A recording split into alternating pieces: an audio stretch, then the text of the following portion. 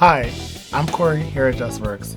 Let's cover the basics of FSAs and HSAs and why you'd want to offer them to your employees. These accounts allow members to set aside pre-tax money to pay for healthcare expenses.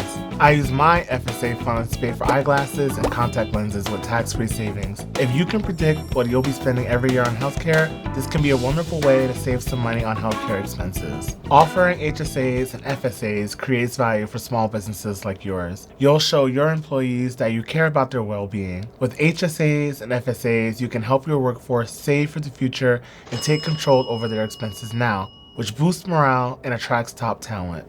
Since you don't pay payroll taxes on your employees' pre-tax contributions, you can use those savings to help grow other parts of your business. With pre-tax contributions already set aside, employees are more likely to seek out preventative health care. Healthier employees mean a happier, more productive workforce. A health savings account, or an HSA, is a pre-tax savings account for employees enrolled in a qualified high-deductible health plan. When selecting health insurance plans for your employees, plans will be labeled HDHP. Members enrolled in HSAs can make tax-free contributions to pay for qualified healthcare expenses for themselves and their dependents. Qualified costs include doctor and hospital visits, copays, eyeglasses, prescriptions, certain long-term care insurance premiums, and COBRA premiums. You can check out an official document from the IRS that shows what expenses are covered. Members can enroll in an HSA and change their election amount at any time throughout the year.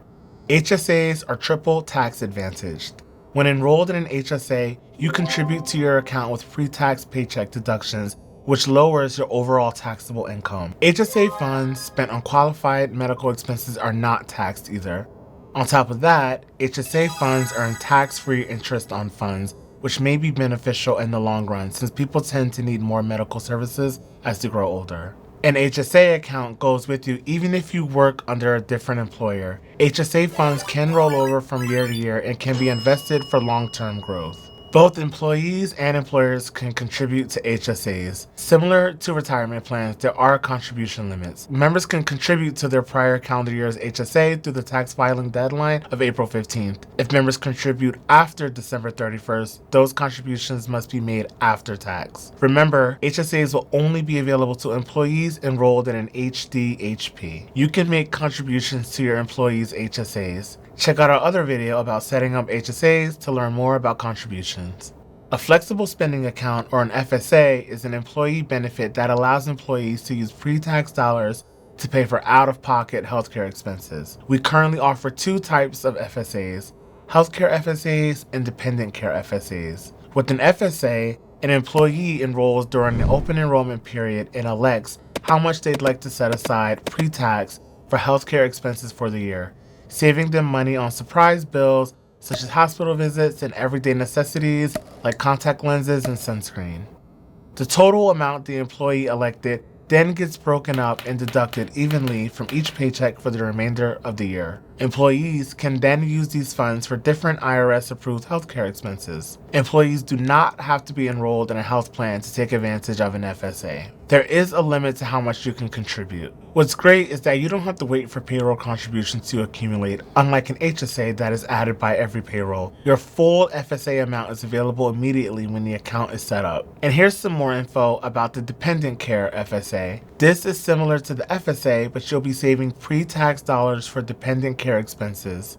Anything from nanny and summer camp costs to adult daycare center fees. Eligible dependents include children under the age of 13 who live with you for more than half the year, your spouse, or a qualifying child or relative who is physically or mentally incapable of self-care and lives with you for more than half the year. The big difference between FSAs and HSAs is that FSAs are known as a use it or lose it type of plan. Your contribution to an FSA needs to be used up by the end of December because it will not roll over into the new year. Those funds will be forfeited. Employees will have 90 days after the plan ends, either at the end of the year or due to separation, to submit claims for services received during the plan year. To offer FSAs to your employees, view your health insurance plan quotes and select Start in Flexible Spending Accounts. We'll cover the process for setting up your FSA in more detail in another video. Now you know the pros and cons of HSAs and FSAs. Check out our other videos on setting up these savings accounts.